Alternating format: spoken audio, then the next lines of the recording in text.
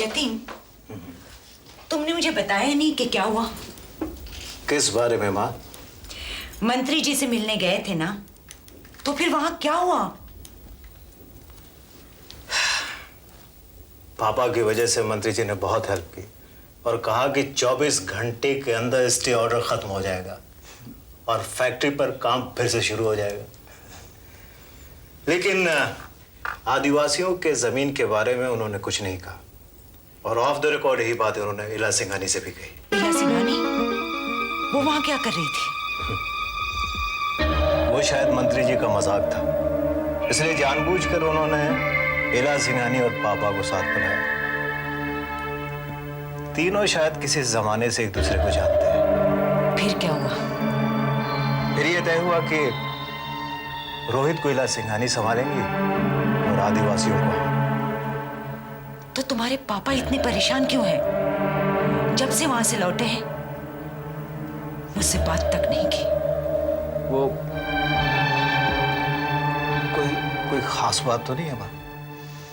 तो आम बात ही सही, ऑफ द रिकॉर्ड कुछ हुआ? वेल, ऑफ द रिकॉर्ड ये हुआ कि इला सिंघानी पापा से अकेले में बहुत देर तक बात करती रही। मैं सच कहता हूं मां, मुझे ये नहीं मालूम कि पापा और इला सिंघानी में कोई रिश्ता था या नहीं, लेकिन अगर कोई रिश्ता था तो वो आज भी है। वो आज भी मिलते रहते हैं और मेरे ख्याल से आपको इस बारे में पापा से जरूर बात करनी चाहिए। जतीन, मैंने तुमसे तुम्हारी राय नहीं मांगी थी और मुझे क्या करना चाहिए ये मुझे तुमसे पूछना नहीं पड़ेगा। बच्चों को अपनी मर्यादा में ही रहना चाहिए। और एक बात, बेटा जब बाप की बुराई करे तो बेटा ही बुरा लगता है, बाप नहीं।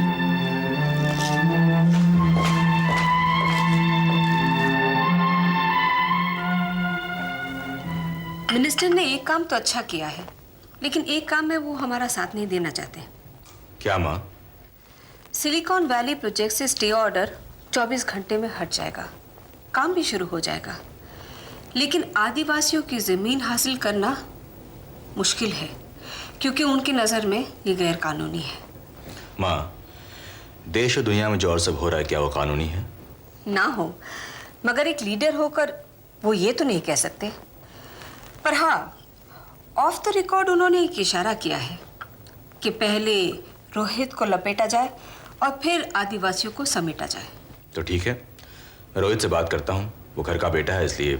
घर का बेटा ही बागी होता है और तुम्हें उसके पास जाने की कोई ज़रूरत नहीं। रोहित के बारे में जो कुछ करना है मैं करूँगी। मैंने फैसला कर लिया है, रोहित और रेशमा की शादी कर दी जाए। माँ, ये आप कह रही हैं उसकी शादी उस बंजारन से? ये तुम कह रहे हो संजीत? क्या संजना को बहू नहीं माना मैंने? मैं मानती हूँ समाज बहुत बड़ी ताकत है, लेकिन प्यार के आगे हमेशा झुकता आया है। बच्चे अगर समाज से बगावत करते हैं तो माँ बाप प्यार से बगावत करने का पाप करते हैं। उस वक्त अगर संजना को मैंने बहू ना एक्सेप्ट कर लिया होता तो आज किसी फैशन शो में तुम उसके ड्रेस के डिजाइन चेक कर रहे होते। और आज अगर मैं रेशमा को एक्सेप्ट ना कर लूं तो रोहित तीर कमान लेकर आदिवासियों के पीछे दौड़ता रहेगा। वाह माँ, आपकी समझ तो कमाल की है। बेटे, बच्चों को परिवार के दायरे में रखने के लिए माँ बाप को समझदार होना ही पड़ता है। एनीहाउ, मैंने एक बोर्ड मीटिंग रखी है, चलो वहां चलते हैं।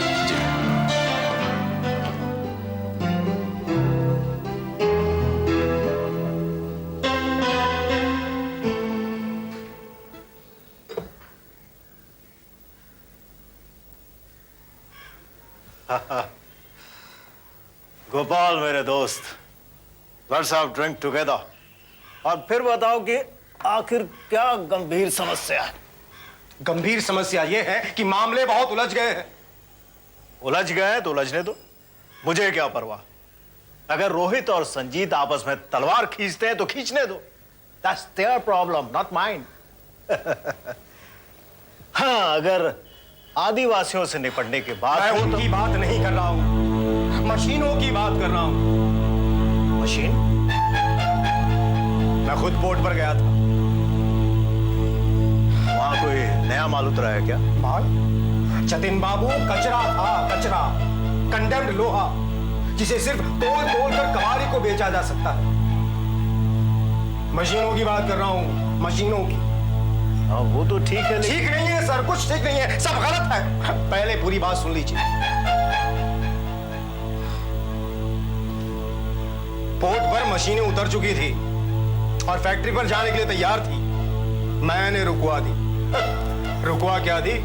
रद्द करके वापस वहीं भेज दी जहां से वो आई थी। गोपाल, तुम क्या कह रहे हो? मेरी कुछ समझ में नहीं आ रहा। समझ में नहीं आ रहा? या आप समझना चाहते नहीं हैं? इतने ना समझ तो आप कभी नहीं थे जतिन बाबू। हम ही आपको मिले थे गला काटने के लिए जतिन बाबू। आप क्या बकवास कर रहे हो? हमने आपका कितना भला किया और आप हमारे साथ इतनी बड़ी बुराई करने के लिए आमादा हो। मुआयना करवाया मैंने मशीनों का, सरकारी इंजीनियर्स को ले जाकर। सारी की सारी मशीनें फॉल्टी थी, खराब थी, जिनकी वजह से फैक्ट्री में एक्सीडेंट्स होते और मैं सूली पर चढ़ जाता। सप्लाई तो मैं ही कर रहा था। हाँ, ये अलग बात है कि आप मुझे सप्लाई कर रहे थे।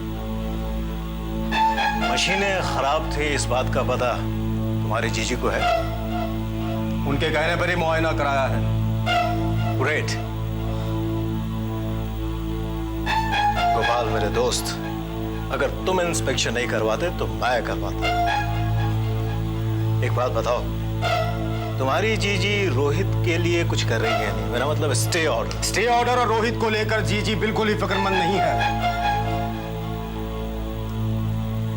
लेकिन एक बात मैं आपसे कह देता हूं जतिन बाबू, अगर मेरे साथ कोई छल कपट हुआ तो मैं बड़े अजमेरा साहब से बात करने में झिझकूंगा नहीं।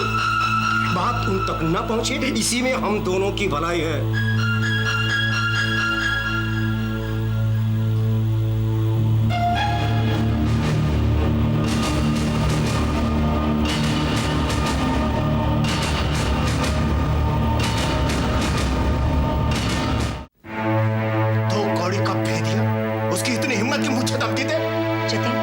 किसकी बात कर रहे हो? उस गोपाल हरामखोर की। कहता है कि पापा को कह देना। अरे कहता है तो कहे, मैं डरता हूं क्या? जतिन, तुम भी इतने समझदार होके ऐसी नासमझी कैसे कर दी? अरे जो आदमी अपनी जीजी का नहीं हो सका, वो तुमसे क्या वफा करता?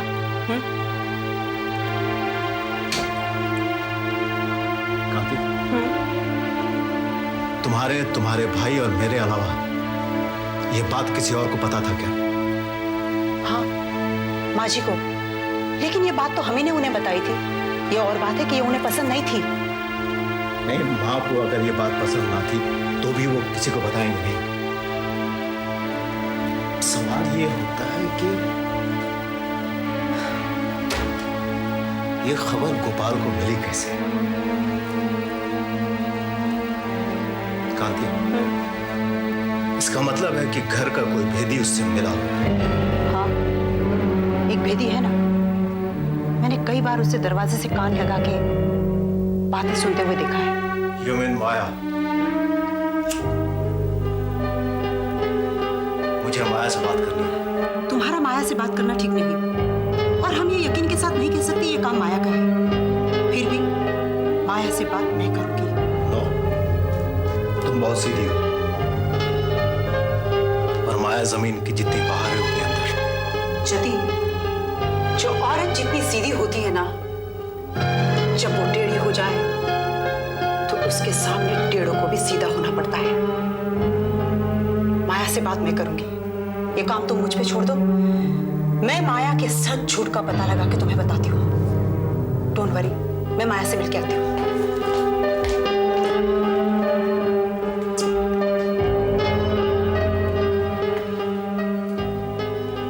हाय माया। अरे कांति, आओ ना। एक कप चाय का हिस्सा मुझे भी मिलेगा। तुम तो इस घर की बड़ी बहू हो, तुम्हारा हिस्सा सबसे पहले। हूं तो जरूर, तुम मानती नहीं। मुझसे कुछ भूल हुई क्या? मालूम नहीं। एक बात पूछूं? पूछो।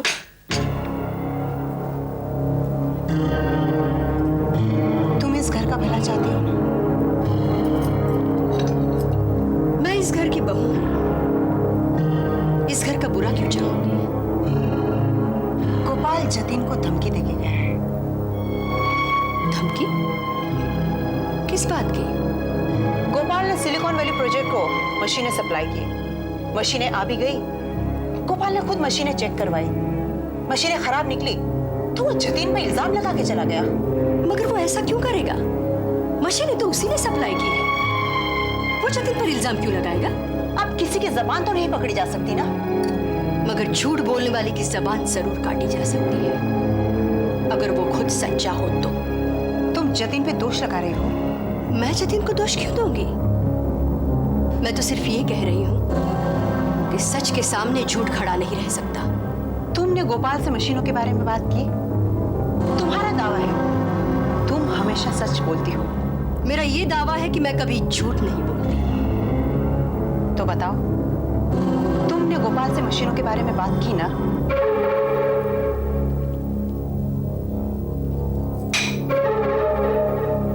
No comments. मतलब तुमने बात की? कांति, मतलब निकालने का तुम्हें पूरा हक है। अरे लेकिन घर की बात बाहर गई कैसे? घर की बात थी क्या?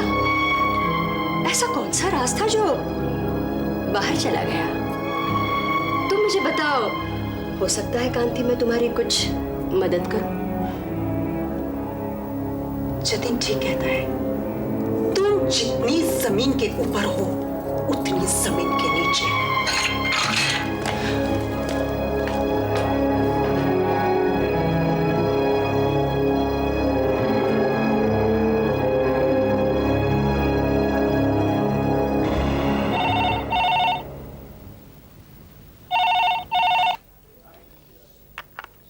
हेलो। इला जी, मैं आपसे मिलना चाहती हूँ। कौन बोल रहा है? आपकी पुरानी बहू, जिसे आज आप बहू मानने को भी तैयार नहीं है। मैंने तुमसे कहा था ना कि कुछ दिन इंतजार करो। मुझे 3 दिन हो गए हैं यहाँ रहते हुए, और कितना इंतजार करूँ? क्या सारी जिंदगी आपकी चौखट पर बैठे रहूँ? जो सवाली कुछ मांगने के लिए आया हो उसे तब तक इंतजार करना चाहिए जब तक देने वाला मुट्ठी और दरवाजा ना खोले। मैं आजकल बहुत बिजी हूँ। 3 दिन के बाद मैं तुम्हें बुला लूंगी। 3 दिन और? 3 जिंदगियों का फैसला करना है, तुम्हारी, तुम्हारे बेटे की और संजीत की। 3 दिन क्या तुम्हें ज्यादा लगते हैं? मेरे फोन का इंतजार करना।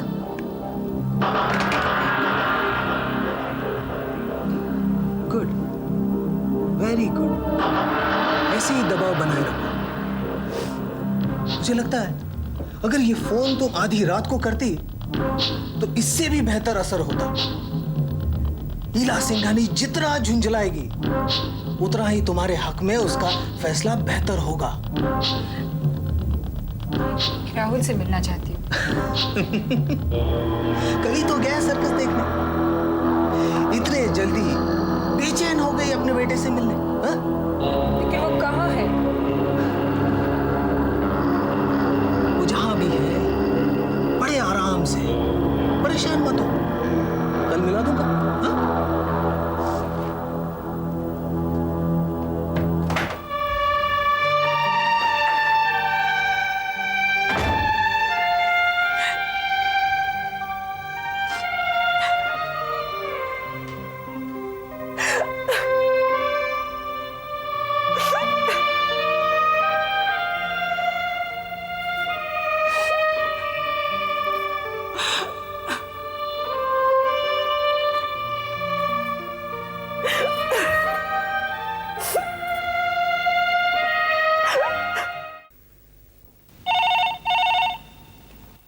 हेलो।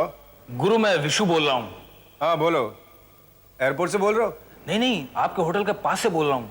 मैंने तुझसे कहा था होटल किसी हालत में नहीं छोड़ना। गुरु, पहले पूरी बात तो सुन लो।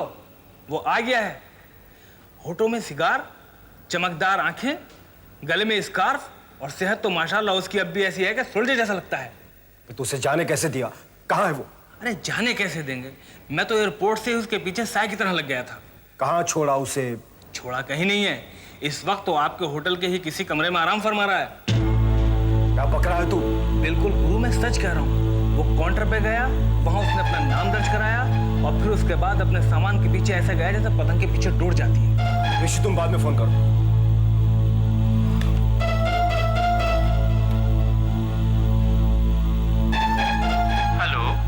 रिसेप्शन। Yes sir. मैं गोपाल बोल रहा हूँ। बोलिए सर। कंप्यूटर चेक करके बताओ, हमारे होटल में आज किसी कर्नल बलराज कोहली ने चेक इन किया है क्या? जी एक मिनट सर।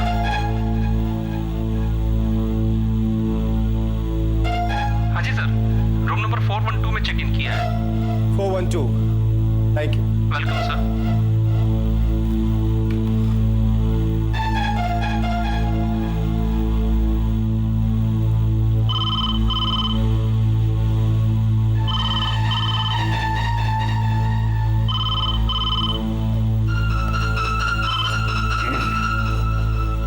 यस, मैं कर्नल साहब से बात कर सकता हूँ? बोल रहा हूँ। सर, अब मैं एक बहुत ही मामूली आदमी हूँ सर। मेरा नाम गोपाल, मैं आपसे मिलना चाहता हूँ। मैं यहाँ किसी गोपाल से मिलने नहीं आया हूँ। और सुनो, किसी मामूली आदमी से बात करने की मेरी कोई ख्वाहिश भी नहीं।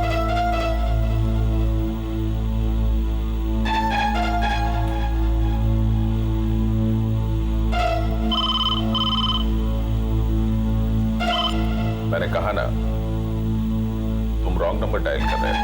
मैं वो कर्नल नहीं हूं। सर प्लीज, मैं आपसे 1 मिनट बात करना चाहता हूं सर, प्लीज। और मैं उतना मामूली भी नहीं हूं जितना मैंने आपसे कहा। सर, आप वही कर्नल नहीं जिनके कमरे में राधा कृष्ण की एक बहुत बड़ी तस्वीर हुआ करती थी, शायद राम कुमार वर्मा की बनाई हुई, और आपने राधा जी के पैरों में पायल पेंट कर दी थी सुनहरे रंग में, जो बहुत ही चमकता था। याद आया सर? आपके कमरे में एक लड़का आया करता था, आपके पास पतंग के लिए चवन्नी मांगने, और आप उसे अटर्नी दिया करते थे। उसका नाम गोपू था सर। मैं वही गोपू हूं सर। गोपू का नाम उस वक्त भी गोपाल था और आज भी गोपाल है। क्या चाहते हैं? तरस गया हूं सर, तरस गया हूं आपके दर्शन को, मिलना चाहता हूं आपसे। गोपाल, तुम्हारे स्कूल की फीस मैं दिया करता हूं। तुम्हारे लिए नए कपड़े मैं सिलवाता।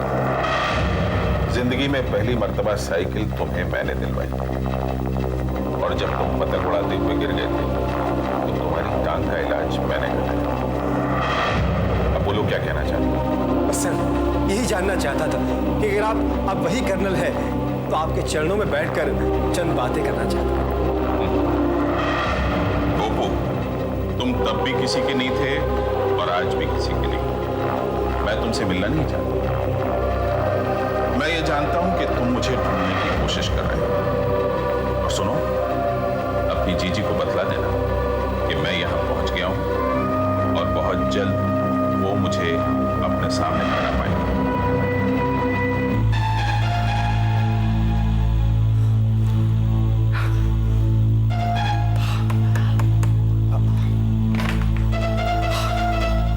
Got him.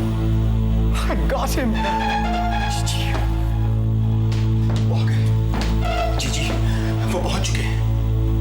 कौन पहुंच चुका है, कहाँ पहुंच चुका है, और इतनी घबराने की क्या जरूरत है? वो कर्नल साहब जीजी, वो पहुंच चुके हैं।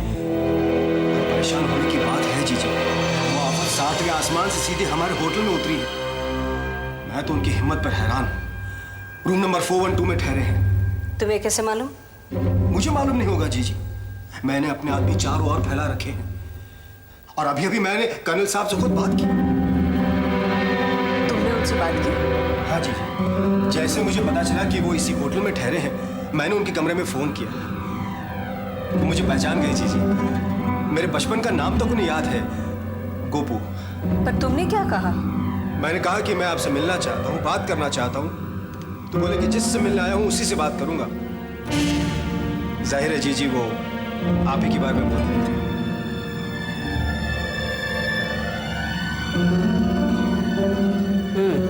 मैं तो कहता हूँ जीजी पुलिस को खबर कर दो।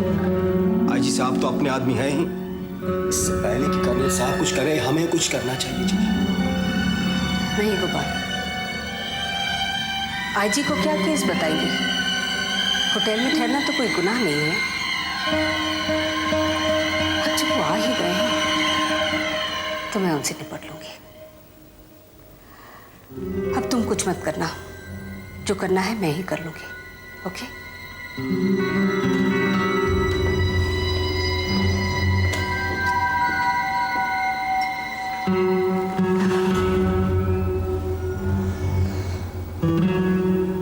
तो तुम आ ही गए।